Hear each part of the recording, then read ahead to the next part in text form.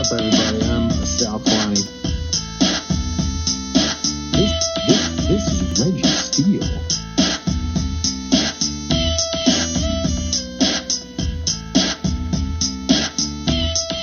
And welcome to Spitballin. Spitballin. What's up, everybody? I'm Sal Kalani. This is Reggie Steele. And welcome to Spitballin. Let's go. There it is, baby. Why are you wearing an A's hat, dude? Fuck the A's. Yo, man. Theo and I, my son, who's now 10, double digits, a preteen. He plays in the No Soul, North Oakland Little League, South Oakland Little League. You don't want to give out all your info, man. What a privileged, large male thing to do, man. Give it all the details of where your kid's gonna be and everything. You're like, no, I didn't say where he's gonna be. I just said he plays playing. Little League. Hey, look up the schedule. Come on now. He plays Little League. I didn't say what team. He plays for Little League right, we'll go in on. Oakland. And they had a game night where all the kids, we went to the A's game. So you bought that hat? No, they were giving them out for free in this area for the kids where they were giving them out. They had free hats. They had this one and a green one. Like they also were giving out baseball cards. Yeah, man, it was great. Did your kid get one? Was he all into the A's? Yeah, he's all into baseball. He's all in on baseball. Well, you tell him I said fuck the A's. I will not be telling my I actually don't hate the A's because the A's are to remind me a lot of Cleveland, where like they're a smaller market team. They don't have the money. They're struggling. And then whenever they do come up, I'm like, good for you. Yeah. Did you see Moneyball? Yeah, it was great. Moneyball was great. Yeah. How the organization works or worked.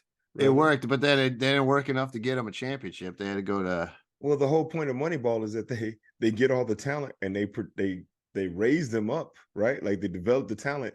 And then when it's time to pay them, they ship them off and they go other places and win championships, right? Because they're like, we don't want to pay you. We'll develop you and help you grow, but pay you. Get out of here. I mean, then they say Boston, adapted his style, and then that's how come they ended up winning. Yeah, but A's don't win, man. A's and the Guardians, we don't win. At least the A's won in '89 with the Bash brothers, pre-steroid Canseco and McGuire. Yeah. Well, let me tell you this. So this game I went to, it was against the Mets, and it's the first time I saw a grand slam live. Ooh, that's cool. Bases loaded. Who hit it? The Mets? The Mets did. Oh, man, you don't know. Yo, of course it was. Bases loaded. Your boy came up, first pitch, swag out the park. I was like, yeah, that's Was the whole place quiet? No, there was a huge contingency of Mets fans. I was like, this is crazy. It was like more Mets fans than A's fans. That game, the A's got us shellacking. Dude, they got beat 17-6. Wow. Dude, they gave up like 6 runs in the first inning, bro. No wonder they're giving those hats away. Yeah. All right, let's introduce this dude. He's texting me and everything. What the fuck? He's ready to go. Let's go. We got a guest today, you guys. Really excited. All right, so great comedian. You might have seen him opening for Ron White. I just recently saw his movie, Camino Unreal. Look at that, hanging up in the studio. Look at that.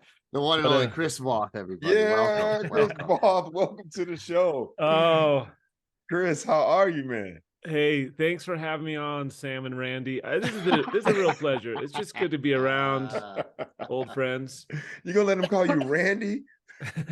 Yeah, it's funny. That's funny, Sam. Way to give it the full gringo pronunciation. It's Camino Unreal. Oh, I'm sorry, Mr. I'm sorry, Dr. Voth. I'm sorry. Well, I'm glad we got into that right away because we got to talk about the doctor, right?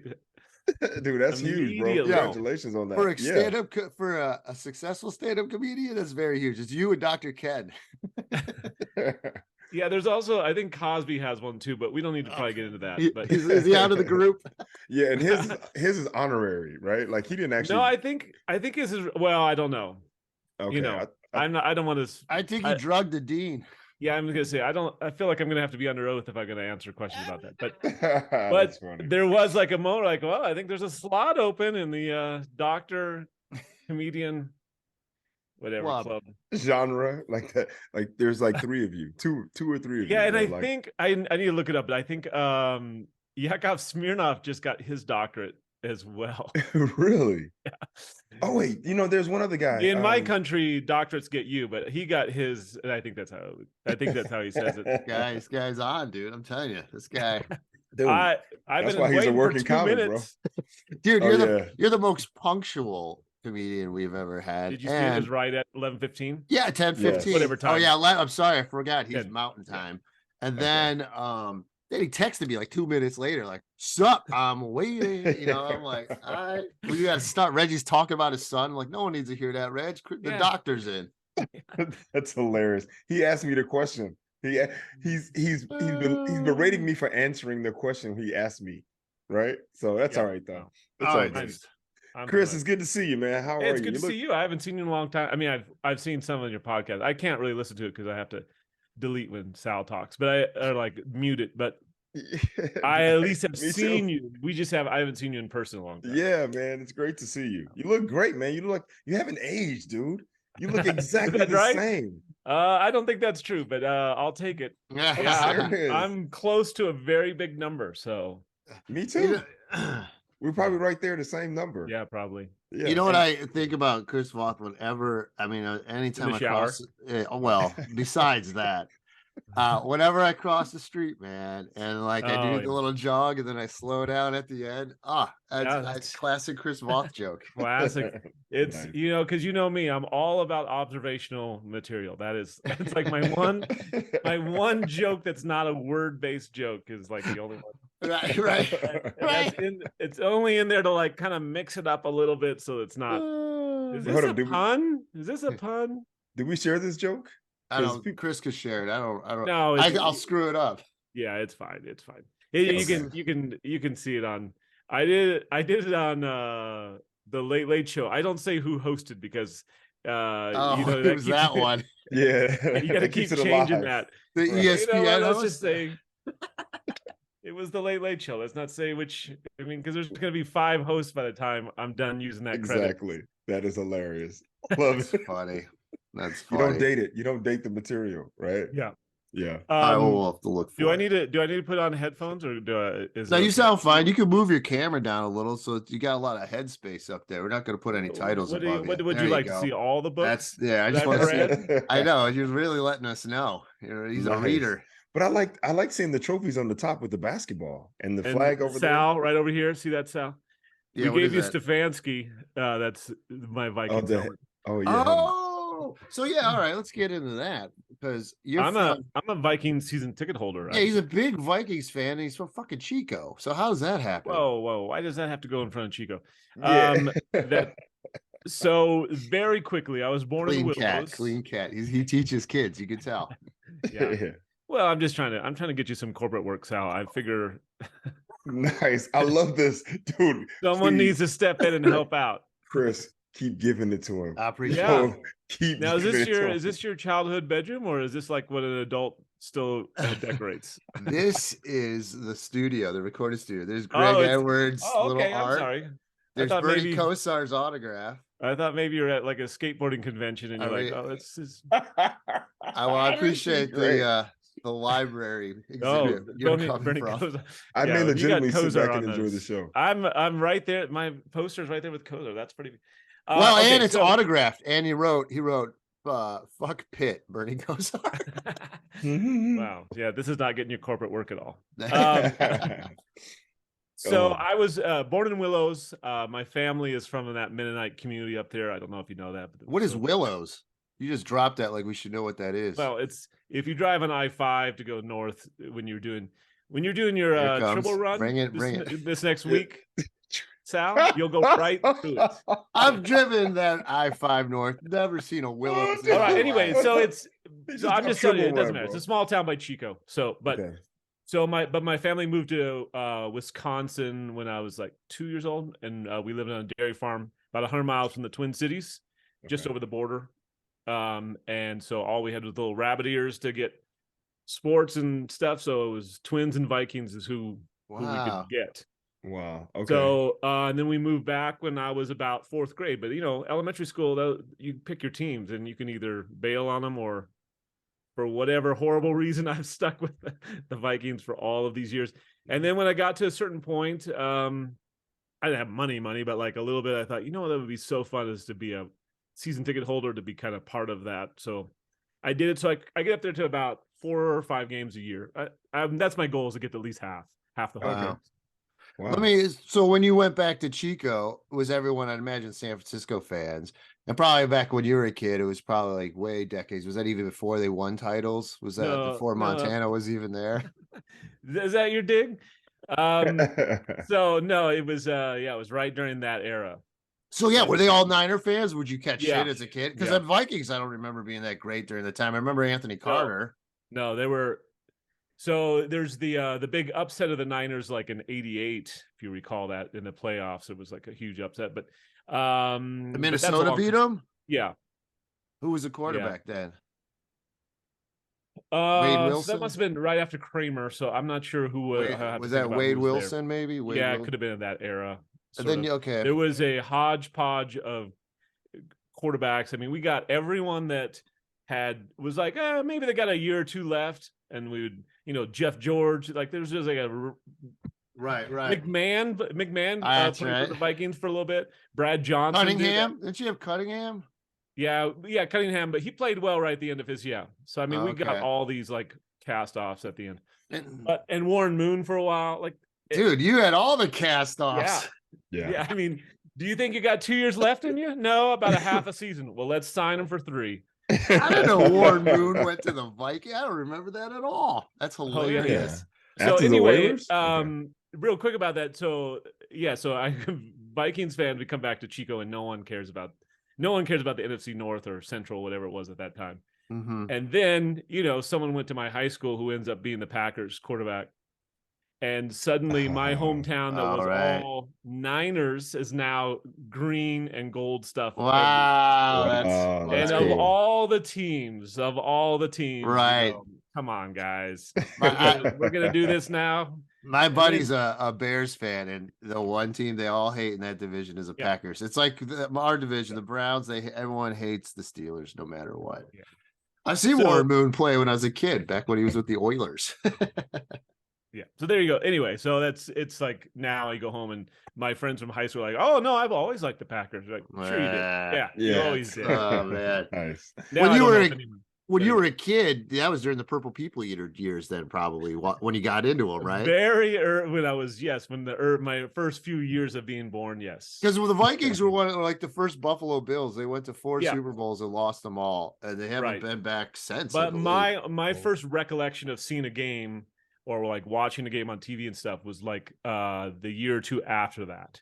So Tarkington was already gone. It was Kramer. Tommy Kramer was the first one I remember. Okay, interesting. So they were never good in my lifetime, except like ever, because a little bit, and it's sort of depressing. But what's going on over there? You don't want to break up with them now because then they're going to win. So you trust Kirk Cousins though? You got a great receiver, Justin Jefferson, but you got shitty Kirk Cousins over there. It's got to be depressing. The Vikings are great at getting into the playoffs and then losing right away. Thank you. You're welcome. You're telling who you're telling. Who you're telling. It's anyway. I'm aware. I just want to say this. I just want to say this for the record. I have zero to contribute to this conversation right now. No, I'm sorry. That's because Reggie grew up in Alabama. They don't have professional football. I grew up in the football capital of the world. It's just college. But it's just college. No. I didn't follow football growing up. So it's just kind of fun to see. Are you a Nuggets fan? Let's change it for Reggie. Okay. Are you a Nuggets fan? No, you don't have to change real quick though. So that is a sort of a thing because when that's a question I'll throw out is when are you allowed to change teams? Yeah. Are you allowed to change teams? Like, so I've lived in Denver. I moved here in 98 initially, and I've moved back a little bit, but so I've been here a long time, but these are not my teams because I didn't grow up with them, but I live in the city and of course I want them to do well and all that. Right. So I like the Nuggets, but when I was growing up in Chico, it was Reggie Theus and it was the old days of being, you could get $5. They would pay you to go to games. They would just say, just someone in the background, so it looks like there are people there. That's awesome. I mean, All right, so now are you rooting for the Kings in the playoffs? well, yeah, so I watched that. I mean, I watched that, Okay. but they've been hard to see. Like, unless you had the Kings have not been on like national TV or hardly anything, unless you have some sort of NBA package. It's hard to see them. So I knew some of the players, but yeah, that's something. Hey, Chris, just to answer your question, and I'm just gonna be honest with you off the top. You can go for any team you want. I switch teams all the time. Oh, right? okay. Yeah, No, there's dude, no. that's Look, whack, I live dude. in. I think you only need one- to. That's going to be a good clip. I switch teams all the time. I think that'll be a good. Pull that one out. I'm only wearing this hat because I got it for free, bro. I've been living in Oakland forever, and I'm still not an A's fan or a Warriors fan. I get junk all the time. I follow players. It's hard to root for a whole team, man. That means I got like everybody. That screams you did not come up in the sports community for a professional teams, is what that says. I mean, I mean, dude, baseball, basketball, football, I stuck with all of them. Dude, I always like the players. That's a little bit about Cleveland, though. That's true. I mean, that's all we have. But you also, I will say, when I moved to San Francisco, you feel like you adopt some teams. Like the Giants, I became a big fan, National League team, so I didn't really see them ever. But then, let me ask this: there's teams I don't really like. The fans, like the Niner fans, were a lot of d-bags I met in bars watching Browns games. So I wonder, are there teams like the Howard Bronco fans? Are they annoying as hell? No, they're good. Okay, no, not the Niner ones. No, especially after they won, then that tone changes a lot. Right, that's true. That's true. They get a little less bitter. They're not soft because they still go to games. I mean, it's still outside games, so it could be snowing and stuff. People still go, but it was, and also just because of the amount of people who have moved to Denver in the last 20 years or 25 years since honestly the Elway Super Bowl, right, obviously right. the Manning one, but it changed a little bit. So the fan base I moved here so late 90s, and since 2000 over 1 million people have moved to the city of Denver in the last 2 decades. So it's like it's been like 3 different cities since I moved here. It's just changed a lot. And it used to be like during the Broncos games, you could go to the grocery store and it'd be empty. You could go all over. If it was just like it shut down essentially. Right. And during the game, and you would just say the game, like, oh, that's not gonna be during the game. And like how many cities you think about LA and stuff where you say the game, right? You have no idea what you're even. But here, that was Cleveland. That was big too, especially in the winter, like when the snow. Like, what else you got to do? Yeah, during the game. Yeah. So you're not gonna do it during you don't have to say which game. You don't have to say what team. Everybody just knows. Yeah, that's not. But now there's a lot from all over. So whatever. Okay. And let me just quantify this. When I say I switch teams, I only switch teams all the time because I follow players. So as my players switch teams, I go with the player. Right? No, I know it's now the way players move around. There's not too many players. It's a big deal if a player stays with a team for Damian Lillard with Portland right now. Yeah, and they catch shit for doing it. Yeah. Well, and the organization is like they're going to show him the same loyalty that he's shown them. So they're like, whatever we got to do by getting him out of the first round every year. Make sure he never makes it to a conference finals again. That's a good loyalty, but oh man. All right, so let's talk. Anyway, Reg, do you live where? Do you say where you live, or do you guys all pretend to live in LA but don't really live in LA? No, I am. I'm in Oakland. I'm in the Bay still. Yeah, I never moved. Once I moved here from Alabama. I moved to San Jose from Alabama. From San Jose to Moraga to Lafayette to Concord. Man, we don't need all this, Reg. Well, I'm just saying. I've been in the Bay for. Good Lord. Is this for people on BART? Yeah, right. Exactly. I just threw out all these local references. But no, I've been in the Bay since. Next stop, Rockridge. I don't know if that's... Hey, you grew up in you went to Chico. Did you know, let me ask this, did you know DNA? No. Is that you know him, right? He's at Booker. I know Santa Cruz. I know who of him, but I don't know if I think we've probably talked, but I don't know. Interesting. I think he might be older than you, but yeah, because Chico was his big thing. That's the only so but I went to Azusa Pacific is where I played when I went. Oh, that's right. He played ball too. Would you play in high school? Yeah, I played at Pleasant Valley High School and then went down to the LA area because my goal was always to do stand up, but I wanted to play basketball in college first and then live in LA and work at Disneyland. So I did I peaked at 19 and I checked off all of my stuff, and then and it's just been a slide down the hill since then. A slow slide. So let me ask you this: you said you wanted to do stand up. That was from the beginning. When did you first think? When did you first realize you wanted to do stand up, or when did you first understand comedy or stand-up? I wrote my comedy was a first thing? joke when I was 6. Shut up. What? No, in kindergarten. In kindergarten, I started writing jokes, and back then you could submit jokes to Boys Life to try to get into the magazine. Oh yeah, I remember that. And Yeah. I did that. Started in elementary school. So wait, what was your introduction to comedy then? Like, was it through Boys Life, or like you have a relative, like a dad So or uncle, mom? I just remember, I remember comedy being on TV, and my house, it was a very stressful house. And we lived on a dairy farm in the middle of nowhere of Wisconsin. But I remember distinctly hearing my dad and my uncle, who was staying with us for a while, laughing so hard at late night, like so hard. You go, what could that possibly be that would make people laugh that hard? Right. And so I would sneak down to try to like listen and see what they were watching, and I always get in trouble because it's too late. But so there was a attraction to that. And I like to draw, so I did like comics. And so I didn't know about stand-up comedy. I just knew I wanted jokes. So it was like, here's a joke, and you could maybe draw a picture with it or whatever. So I did that. Like I said, as soon as I could write, I was doing that. That is crazy. Did any of yours get into Boys Life? No, of course not. No. Do you remember any of those early jokes? Oh yeah, but they're terrible. Oh, I gotta hear it. Come on, give us one. Give us one. The first one I wrote was, what do you get when you cross two different kinds of cats? Something like that. It was a meow mix is what I wrote. Yo, that's not bad for 6 years old. Yeah, I'm like, I know, my son would love that. I probably had some really good observational material about my kindergarten teacher, but I didn't. Those won't really work on here. But yeah, so I was just doing. Yeah, so I did lots of those kind of like I was doing word joke kind of stuff from the beginning. Wow, that was always the way I did it. So, and I've written for.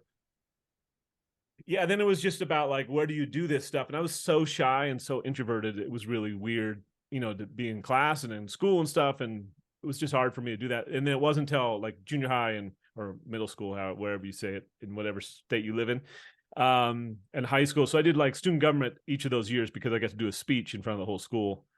Nice. So that was like my chance to do. Yeah, your motivation I wasn't enjoyed the class, but it was mostly about I get an audience and I get to.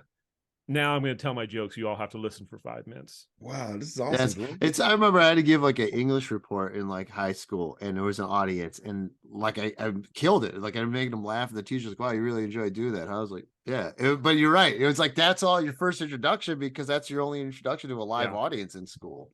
Usually, and then I was, and I always loved writing and language, and so I got to be work my way up to be editor-in-chief of my newspaper in high school, so I could give myself a column so I could write jokes. Look at this guy. I love the ambition, to that level, and then go, all right, now are you sitting there like figuring out the plan? Like, all right, if I do this, that's how I can get to more jokes. That is, and then I did the same thing. Planning, dude.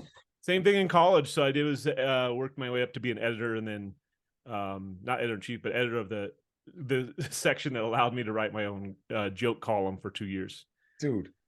So that was like, you have a master's and a doctorate, dude. You've been calculated from the beginning. Very I should be farther along, shouldn't I? No, dude, you have a master's and a doctorate. You're a full-time comic and a full-time educator. I don't know if you can do more than that. You could overthrow a government maybe with this kind of calculation. And I you could produced see. and written I'll and tell directed you. your own I'll tell you film? what I did do, which was so I was teaching full time. I was doing my shows, whatever. I was on occasional weekends working on the road with Ron, so I'd fly out for those. And then I was finishing my dissertation, and I was the head varsity girls basketball coach. Good Lord. And let me tell you, Reggie, I don't know. Have you coached? Have you done that yet? I did it when I was younger, like at camps and stuff, but I never coached at a school, right? Yeah, it's another level of patience and whatever drive got you to where you are, and trying to figure out, how do I get someone else to care as much as I do about this? Because I cannot. So I love the girls I worked with. They were fantastic. And I took over a program, by the way, that they were going to shut it down. They didn't have a season.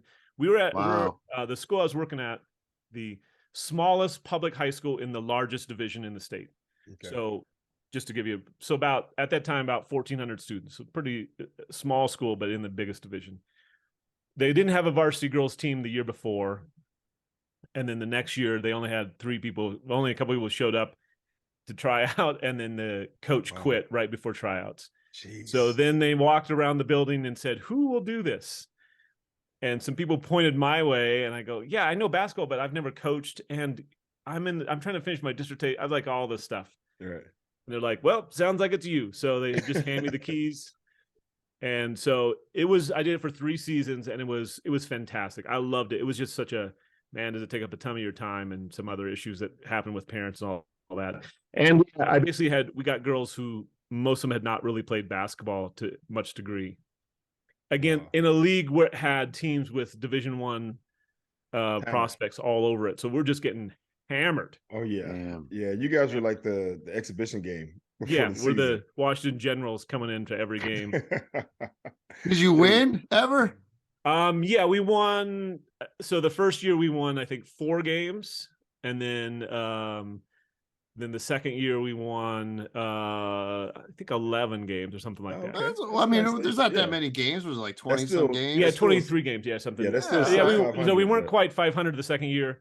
The third year was the COVID year, so it was really a mess, and I'm not sure. So we won like 6 or 7 games, and then the year after, the group I had as freshmen then were seniors, and of course the year after they win a couple of conference games and went to the playoffs. And then it was like, yeah, once we got rid of that coach, Yeah. so the JV coach I had, he became the varsity coach. So it was David Blatt of Colorado girls basketball. Too deep in the cut. Yeah, that's you. Ty Lue replaced them, and they won the fucking championship. Oh, guys. I got you. Yeah. Jesus Christ. Wow, that's cool, man. You know. Anyway, but it was a great experience. It was a great experience. See, I never wanted to coach. I'll say this. I thought about it for just a short moment, and once I got to college and I started playing, and I looked at all the politics and everything that was involved, I was like, yeah, there's no way. Like, I don't deal. And I'm talking about the politics, not even just from the academic and the school side, but I'm talking about the players' personalities and attitudes, and then the parents' personalities and attitude, the boosters, the AD, the school, everything that was involved. I was like, yeah, there's no way I want to be a part of this. So, well, and there's also the part where you just have to work your way through that deal, and I wouldn't have done that either, because I took over a team that was basically had no one. Tryouts start on Monday. Can you go in? We have nobody. So it was otherwise I wouldn't have and then I got to be in charge, which I didn't really need to be, but that helped me, so I didn't have to work under a certain circumstances. But like I said, it was a great experience, and you do whatever you were taught or how we were taught to play. It's funny how that's changed so much. I mean, the game obviously has, and people will point to like Steph and things like that, but there are other parts of the game that have changed a lot. And I don't know if you did the AAU stuff, or when I was doing, we did like BCI, same kind of stuff. I did BCI too. BCI, and that was one thing, but the way it is now is such a different level, and it makes players different kind of players. I don't know. It's fine for what they are, but those coaches that are doing that, it's a business for them. Yep. And they're getting paid by the parents. And so are you going to ask them to play defense? No, they're not going to play defense, and you're not going to make them play defense. So that is not even part of it. And you have players who say, "Oh, I score a ton on my team." I go, "Yeah, you don't come across half court. You stand at half court and wait for them to throw it to you." Right. And that's they just go up and down, up and down, up and down, which is fun, but it's not good basketball. I'm gonna tell you right now. I just talked to my buddy yesterday whose son plays AAU, right? They had to implement the mercy rule at halftime at a game yesterday because his team was destroying another team. At half, the score was 82-12. Yeah. And this is AAU. I was like, I was like, what's AAU for those who don't know? Amateur athletic. Right? Oh, so it's not college yet? It's club teams that are like private that you would do on the off season, but now it's sort of year round, and they're usually traveling teams. So you pay. They're like. It's almost like semi-pro kind of thing, because it's like a business like that. But they're trying to get attention from college coaches and stuff. So at least that's what it started as. I mean, for you and I, when we did it, like it was fun because it was in the summer. You got to travel, you go to be these tournaments, but it wasn't like the end all to be all. You still needed to, like, for me, I went to camp right? Right. I went to Tons camp in of the summer. camps. Yeah, went to tons of camps. And then I did AAU, and it was a nice compliment to everything that I was doing. But high school basketball was where it was for me. Yeah. Right. Like that's where it really happened. But yo, man, it's the AAU. It's Some too much for in me. some places the AAU is bigger than the high school. Like it's a Yeah. bigger deal than Yeah. All and right. that's permeated to a lot of sports with like volleyball and softball as well. Like the traveling teams are a bigger deal than the high school teams. Wow. But I'll just Yeah. say one last thing about my team, because you said mercy rule. They don't have a mercy rule in high school sports, and I have a different view about that. When I see those things where they go, some girls scored 100 points, I go, yeah, what is it like on the other side of that? You know what? Right. Because I've been on that now. We had a game where we lost 78-8, and the other team, the other coach put in the number one starter, the top player in the state, put her back in the fourth quarter to try to get her some more points. You see, okay. And so when you hear the big numbers that sound, oh, what an amazing thing, but I think I know what's on the other side of that. Yeah, there's no way. And we had a hard foul late in that game that they went after. They really got mad about. And honestly, my girl didn't know what she was doing. Right. She just ran into the girl because the girl tried to do the lean in to try to get like an and one. Okay. And she just ran her over and put her into the wall because she didn't know what she was doing. Right. Are you telling me the most calculating comic we've ever had on this podcast did not calculate this move when they put that star in the fourth quarter? What do you mean? What do you say? You did that. You didn't tell her to foul her. You didn't tell her. No, I to didn't. take her No, out? she wasn't the one that got fouled. No, but I put my I had a girl that was like Rodman. She couldn't shoot nothing, but she was so athletic, and I put her on her. That's why she had not scored. So she was averaging like 8. This star was averaging like 18 a game or something. I don't know what. And at that point, she had 8. Oh wow! So she puts her back in midway through the fourth, and I go, don't make sure she does not score, foul her, or whatever if she touches it. Right. I mean, and that was what it was. So she was just all over her, and so she was they were mad at that point because she didn't have very many points. See, I think this is an example of poor sportsmanship, right? Yeah. And selfishness. And it's like, yo, if you won the game 78-8, there's no way your starter should be in the game after the half. It should be everyone on the second half of the bench who doesn't get to play a lot. You come in and you actually run plays, and you know what I'm saying? Like, you use this as a learning experience and make it a competitive learning experience versus trying to run the score up and help someone get their average or even exceed their average. Yeah. By the way, we had the 8 halfway through the second quarter, so we didn't score after that. Oh my God! Wow, we man! didn't even score the second half. Oh, no offense. Wow. Like, they couldn't even just get. You figure at 1-3. No, because so that's the thing is that a lot of these teams will still press like the full game, full court press. See, that's the other one. Yeah, I mean, I know, but I'm not in the game. So my girls didn't. I say my girl, the girls on my team. I'm not. They were frustrated, but they didn't know the level of disrespect. If you've played, you go, there's a code. Yes. And I would have said, and I never said this to the girls at all, but I would say if I saw a starter come in late in the game, I'd say, you better want to be in this game because it's going to hurt to be here. Oh, absolutely. I'm not going to give you a cheap shot, but you're going to earn every single bit of what you're in here for. And see, that's the other thing is that when you're beating a team so badly and you put your starters back in the game late, just out of sheer disrespect, I mean, just out of respect for yourself, then you have to go hard at them because you're already beating the dog shit out of us. And now you come back, you bring in your best players, right? Excuse me, I'm not gonna make it. And then, by the way, this is the private Christian school in our conference. And so they wanted to pray with us afterwards. And I'm like, no, we're not doing that. Exactly. Wow, dude. That's some hypocritical. I was like, nah, we're heading to the All anyway, right, so it was fun. I'll tell you one last thing, and I'm not dogging on the girls. It was just tell you what I was frustrated about layups. Like, yes, did I freeze? Okay.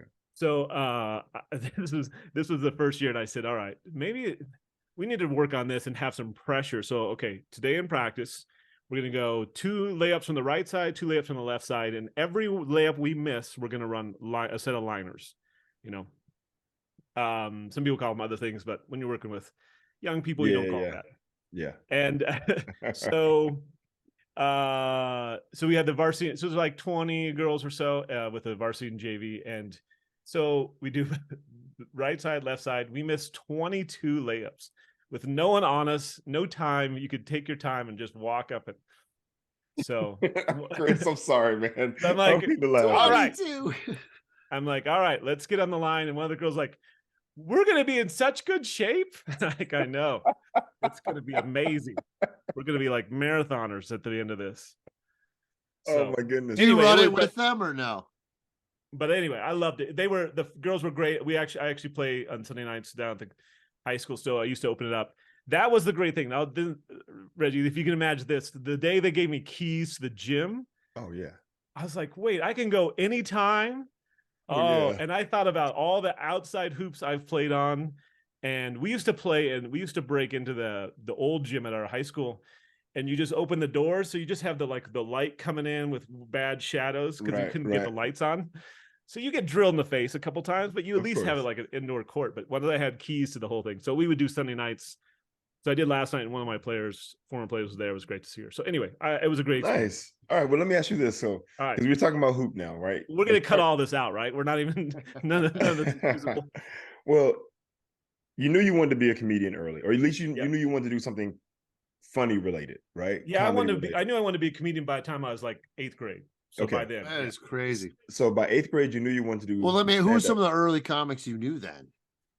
Your influence? Well, so Letterman was my hero from day. Like, I started watching him almost every night since the mid 80s. So I didn't see the first couple years, but 84, 85. But then it was Gary Shandling was my favorite stand-up. Oh, and so it's Gary Shandling Show. If you watch that on Fox, yes, that sir. was on. Yeah. This is the thing In like 87 or something, 88, somewhere in there. Interesting. So I remember riding my bike down to the video store, and my buddy wanted to rent Die Hard, and I was like, no, there's Gary Shandling live from Vegas. Let's just get that. Nice. So that's what we got, and I watched that a couple times, and That's funny. yeah, we didn't have money, so I didn't get HBO, so I didn't get to see. They used to have HBO specials very rarely. Oh yeah, one night stand. I used to watch those all the time. I didn't get to see a lot of the just only stand up I would see would be on Carson, and then Arsenio would have some, and a couple of those, odds and ends that you would see him. That's kind of what and then there was by the late 80s and the 90s when before his Comedy Central was Ha, right? The Ha Network or whatever they called it. Yeah. And shortest attention span theater, you would get some of that. You get some stand up in that. I've never heard of that one though. That was a show. Jon Stewart was the host of that. Wow. Yeah, or co-host. There was like a panel, and they would basically took all these clips. They would just do short clips of people and stuff that were doing stand up. So that was what I just loved watching that and just trying to figure out. All right, so how do you write jokes? How does that work? And just consuming all that information, right? Yeah. Wow. And thinking, you know what? I'm going to work on this for my entire life, but never become famous at it. How can I do that? And that was the hardest part. Sal, you know this. As talented as I am, like what am I doing to make sure I'm not famous? I must be doing some other work. You're That's doing awesome. something right, because Reggie, when he was reading your bio beforehand, or we were bringing you, I'm like, well, I mean, this guy's got a doctor, this guy's got a house, he got a Corvette, and he has a more successful comedian career than both of us. Dude, I'm I'm reading this. I'm like, he's got a master's. Made me he's feel got a bad doctorate, about myself. He's got a full-time job. He's got medical benefits, dental. Yeah, dude. And he's doing 100+ shows a year. He knew since kindergarten. This is crazy. Yeah. Chris, what are you talking about? Well, you're damn famous, bro. Like, you are set, man. You're Well, good. he knows he could be a president. That's why he's so hard on himself. Well, he's a comic, man. That used to mean something, but that seems like a step down. That's now. true. Now that's true. funny. There was a time when that was like a compliment. Now that sounds like you're crass enough and you're an idiot enough that you could popular enough. Yeah. Well, hold on. I wanted to ask you this because Sal went the other way. I was going to ask you that too later, but so this whole time, you want to do stand up, but you also played basketball in college. So yeah, well, Division II. let's clarify this a little bit. Well, hold on. I hate to do this. So my dream, and probably was for you too, it was my dream. You just always heard, I want to play Division I. That's like, I want to be good enough to play Division I. That meant something. Yes. So I will say I did play Division I in AIA and on the JV team. And so I think that's good enough. No, so okay. yeah. So here's what happened. I got to Azusa. It's a long story as I get there, but I get to Azusa, and I was going to go somewhere else, but then I ended up going there. Where is that? That's on the other side of Okay. Pasadena, along the 210. Oh, it's down. Okay, so okay. All right. Yeah. I say on the other side of Pasadena, like I assume you're in the LA-ish. I am Right around on that theater. You're not in the Inland Empire. I assume you're at least No. on the other side of Pasadena. But I got there, and so you can figure it. I'm 6'2 3/4, so let's say 6'3" ish. Okay. And I'm white, so you're like, well, he probably just shoots threes, and that is a characterization that is incredibly accurate. And so I am a anyway, so the coach goes, here's the deal, Chris. You are top 5 in scoring in our program, and we got like 30 guys trying out stuff. But you're probably dead last in defense. So that averages out to somewhere around the 13 to 15 guy mark. So I'm going to have you play on the JV team this freshman year, so you get playing time. Now, this meant we played, I assure you watched the Last Chance U, like the basketball one. Yeah, on Netflix, right? So those are all the teams we played. Oh, those, really? Like yeah, all those, like you can imagine that the community college or JCs in LA are amazing. Yeah, so, I played JC in California. Yeah, and so I got dunked on by some incredible players who could not make grades, obviously. And so all those teams, and we were right by Citrus College there and stuff. So I played in lots of those level games. So I did that for a couple of years, and then we're like, all right, around what years were these, if you mind me asking? This had to be like 93, 94, 92, 93. So this was like 91 to 94, 93, yeah. 91, because I played JC basketball, but I was in Northern California. Yeah. Right? So yeah, we wouldn't have played you guys if you were down south. We played, but okay, go ahead. That's what so when you say JV, like, doesn't college even have that? And the thing was, it was for the love of basketball. It really was. It was high level basketball, I would say, because if you watch that stuff, you can see. I remember those intense games. Obviously, they were killing us, but you get to a point where you're like, well, I know what I can do at this level, and it's not all of that. But I know I can shoot, and my confidence in that has always been very high. That I go, you're gonna have to be on touching me before you're gonna be able to stop me from scoring. Nice. I just always feel like I could. And I still feel that way. I can shoot as good as anyone. Can I get by anybody? No. Can I stay in front of them? No. And that's not at my age, but I play now. This week I played 5 days this week, so I've still played. Wow, yeah. That's huge. And just threes is mainly what you're doing post shooting. Yeah, threes? now I mean I can do the other stuff because the level of competition has come down now. So you, I can get by people now when they're in their 30s and 40s. Exactly. But, that's funny. Well, so I played JC. Coming out of high school, I had a number of scholarship offers, but I didn't want to stay in the South. For whatever reason, it just wasn't for me. So I decided to go to JC. Because you like to read, or what? Basically, I was like, I wanted to have a nice, diverse collection of people, right? Yeah. And so I decided to come out with, and also in high school, I was played out of position. I played power forward in high school. Yeah. Right.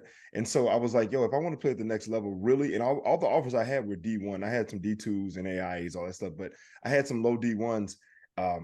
But I knew I was playing out of position. So I was like, let's go to California for a couple of years, and then I can work on being a 3, right? Because I didn't have the handles to be a 1, and I didn't shoot well enough to be a 2, but I could do everything. All that defense, defending, dribble good enough, knock down jumpers, take you off the dribble, block, rebound. I could do the whole thing. I was like this utility guy. So when I got to California, So when I got to California and I played whatever, I got some offers and whatever, ended up playing D1. But while I was at and from JC, I went to St. Mary's College of California, right? Is that the all-girls school, or that's the? Yes, it was at that time. I was in wig and dress. It was the whole thing. I killed. Yeah, I've seen that movie. Right, Juana Man. Yeah, that's right. I didn't want to give them a plug because I don't know if they're a sponsor or not. But I will say this, and the only reason I'm even saying this is because there was a day that me and my buddy AJ and I are playing. We were working out. It's he and I. I'm coming in at 6'4". He's at 6'7", and we're going hard. These games are intense. It's just he and I. This kid shows up. He's about 6'8", D2 player. And I'm thinking, okay, I didn't really know what the difference was between the two. Just on, firsthand, right? Hey, dude, we start playing, and this kid, he's got size, but then he lacks athleticism, like no agility side to side, and he couldn't get up. And when I say AJ dunked on this dude every time, it was like it was like, you know how you check out, we're playing one-on-one. Yeah. So it's like, if you score, you stay on, the next defender comes on, right? Right. AJ, pump fake, do a little jab, and the guy, he goes around him, the guy's on the side, and AJ, it was just, and I was like, oh, this is one of the differences. I mean, there were some tremendous athletic guys at D2, but that was the first time that I was like, oh, okay, this is one of those things where the D2 level, you may lack a little bit of that same athleticism that you have at the D1. Because those guys were, yeah, it could be. I crazy. saw a lot of, I saw a range of that. Obviously, so Chico State, I went to those games all the time, and Chico State always had a good team and some good players. And I would play. I used to go down and play on the weekends. We would go to the gym. They would have the gym open at Chico State, and just play. So these were some, not usually the players on the team, but these were guys who came to the school and probably wanted to try out, and then they didn't make it or something. They hung around, and then also all the frat teams and stuff would be in there. So that's why I played with those guys, and you realized, wow, there's some, well, that there's amazing players at all levels. Yeah, there's a range. And sometimes it's a matter of, do you fit into a program, and do you fit, and are you guardable? Because that's what I think is the biggest thing now, is it's not just being able to play, but if you can do something that no one else can do and they can't stop it, you can move your way up. Oh, absolutely. That's the matchup is so much a big deal now. Well, more so than I think when I was, where there was like a more of a, it was just different. But now it's so much a matchup thing. Well, so there's also the thinking part of the game too. Yeah. There were a lot of guys that I played with that were tremendously athletic, but I mean, just had the hardest time running a play, right? And remembering where you had to be. And that's a part of the whole thing, is that if we're a cohesive unit and we're working together, and everyone's required to be in the places they need to be to make the thing happen, and you can't do that, right? You can't be in that place on a consistent basis, then you throw things off. That's when you get the guys who go rogue and, everything turns into a one-on-one.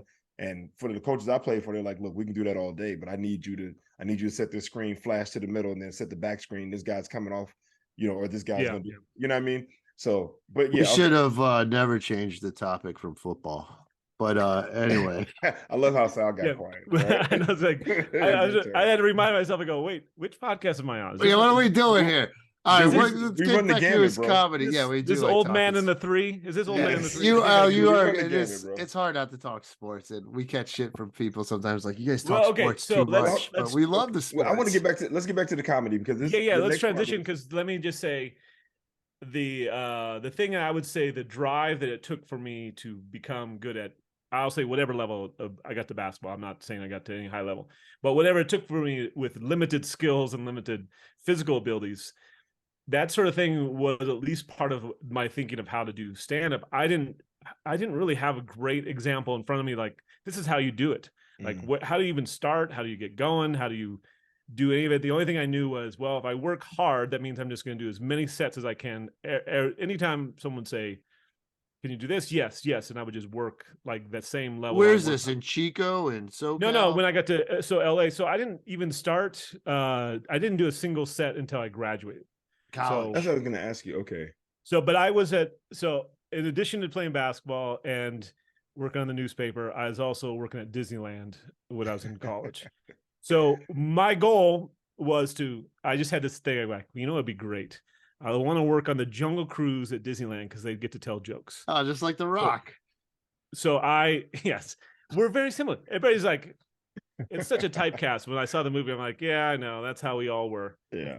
Well, I thought you were The Rock when you showed up. Yeah, I know. Just because of the background. You got The Rock. Okay. He might be older than me. No, I don't think he is. So anyway, so I got a job at Disneyland, and the way, I don't know if you know about it, but the way you get hired in and that whole thing it's just random. So you could be in not only one of any lands, but you could be in attractions, which is the rides, or it could be in merchandise. You could be in security. Like, there's all these things that they're just filling in, right? So they got so just to be of all of those, I don't know how many options they had, but probably 100. They said, all right, so we're going to put you on the Jungle Cruise. And I blacked out. Oh, man. Dude, you're a manifester. I couldn't believe it, bro. because since like fourth grade, I wanted to do that job so badly, because I'm like, they get to tell jokes at Disneyland. They just ride around the boat and tell jokes. How great is this? Dude, you're a manifester, bro. Yeah. Later on, you find out that's like the lower end of people didn't want to do that for cruise ships, but at the beginning, it's not lower end. I want to say lower end, but like, some people don't want to do that like later on. Did you get to showcase your talent in any way before during the interview that you had No, this? well, so I mean, I guess they could say the way it actually works is they put you in a land, and then you start whatever the bottom attraction is, and they just needed so many guys. At that time, it was only guys in the Jungle Cruise, so they just needed so many guys, and people hated it. Most of the guys hated it. Why? Because they didn't want to tell jokes all They day. didn't want to And tell the jokes. jokes are so lame. Yeah, you know, you gotta love comedy to want to get on a boat and tell jokes. Is it the same joke every trip? You're not allowed any. Sal, you sound like an audience member after a regular show. Wait, do you guys have this memorized, or are you just ad-libbing it? No, well, I'm wondering if Disney's Chris, like, great, don't make your own Jungle Cruise jokes, so Chris. let me tell you. So I got 20 pages of jokes written in 1955 when the park opened. Literally, that's what it was. And so you practice like how to hold the mic. Integration. What's up with that, you guys? Yeah. Civil rights. Who needs? We're not letting Hawaii in. So no. So anyway, so my trainer says, "Here's the deal." He's like, "Let me just be clear about this. You are not allowed to tell your own jokes." Let me say it again. You're not allowed to tell your own jokes. But when you do, if anyone complains about a joke and that joke is not on our script, you will be fired immediately. Wow. So, well, hey, it's Disney, man. They got to control everything. You have to have confidence in your new joke. So I know a guy that got fired. He made a little lap around. Someone walked down to the little thing, and he made a joke because, you know, you go to the hippos and you got the gun. And he goes, "You guys are on the LA freeways. You know about these." Oh, wow. Which is not that terrible. It's not even a funny joke, but it's like, come on, man. We're in Disneyland. We're trying to escape I bet gun violence. I bet it killed in someone the 90s. walked down to the Main Street office there, made a complaint. A couple of people in suits show up and they go, "Hey, we need to talk to you." And he was gone. And he didn't. Wow. It was like he went to lunch and never came back. They're like, "Yo, what happened to Randy?" Mickey Mouse took him out. And so then when those people who were gonna like that wanted to quit like their last day, they would do stuff too, which is always, those were actually really fun. But like one dude, he climbed to the back of, you know, Schweitzer Falls, or, you know, you go the backside of water, but there's a little pool up above it where the water comes down. I'm not giving away secrets. I know I signed an NDA or something. I don't know what that, but the lawyer's going to come after me. But he had 2 like 32-ounce cups that he had filled up with dish soap, and he dumped it into that pool at the top. And so when I came around the corner and there's the falls, so it's coming off the falls and it's just foam. Like, oh, you couldn't even see out of the boat. We're just cutting through. Like, well, you would see water over here, but we've got some foam coming. How do you stick to the script at that point? Yeah, really. Well, I would do a little bit, but not, you know, obviously, like nothing that you could. I learned early on about corporate stuff, Sal. That's and then there was a dude that jumped out of the boat to wrestle the hippos. He's like, "I'm gonna get it." This, we were told that this is what they told us, because, you know, we couldn't see it because it was out there. He jumped out of the boat and then got back in. And I was at the dock when he comes out of the jungle, and he's sitting on the bow, dripping wet, just driving from there. Oh, that's funny. And the lead's like, "All right," he goes, you gotta go. Head to the locker room. You don't like. So anybody knew it was their last day. They kept an eye on them because they knew they could just do something. You didn't have any last day shenanigans? No, because I didn't really know. So I did it for like 2 years, and I had to work around my basketball schedule and all that. It was like, it was like stuff, but it was great, and I had a great time. And I worked on the Mark Twain as well. And the Tiki Room is actually the best one, because you just hit the button, you wake up Jose, and then you sit in an air-conditioned room for 20 minutes, and you could just fall asleep. And then at the end, there's the lightning and the thunder, so it wakes you up, and you're like, "All right, watch your step." That's funny. In the middle of the summer, that was like the best place to work, because you're in air conditioning with a nice mist and all that. Oh, I love it. But anyway, so I did my senior year. I went back. I was not working during the school year. My senior year, and I had like a few passes. You know, you get like some free pass. I went there, and one of the guys like, hey, can you work for me on Saturday? I'm like, yeah, I guess so. I haven't done this in a few months, but sure. I come back on a Saturday at 1 on Saturday. I can't say that the boat is on rails, but let's say someone derailed it at the worst time. Oh, And we sat out there for almost an hour while they had to come out and fix this. And, you got a boat full of people who are stuck on a ride. And we were at the farthest out in the Veldt, and I got unhooked right in front of the hyenas. So they're just laughing at full volume right by the boat. That for like 45 minutes. oh damn. And I thought, damn. you know what? I'm probably done. I don't need to keep doing this. I'm ready to move on to another job. So. Nice. That concludes part 1 of our interview with Chris Voth. Please tune in next week for part 2. Thanks for listening to Spitballin', and see you next week.